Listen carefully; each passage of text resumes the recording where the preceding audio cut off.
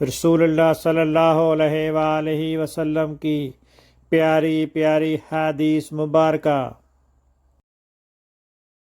Make sure you like and subscribe to my channel for more hadiths. امام بن یحییٰ نے بیان کیا، ان سے قتادہ نے کہ میں نے انس رضی اللہ عنہ سے پوچھا کہ نبی کریم صلی اللہ علیہ وسلم نے کتنے عمرے کیے تھے؟ تو آپ نے فرمایا کہ 4۔ عمرہ حدیبیہ ذی قعدہ میں، جہاں پر مشرکین نے آپ صلی اللہ علیہ وسلم کو روک دیا تھا، پھر آئندہ سال ذی قعدہ ہی میں ایک عمرہ قضا جس کے متعلق آپ صلی اللہ علیہ وسلم نے مشرکین سے صلح کی تھی، اور تیسرا عمرہ جعرانہ جس موقع پر آپ صلی اللہ علیہ وسلم نے غنیمت غالباً حنین کی تقسیم کی تھی۔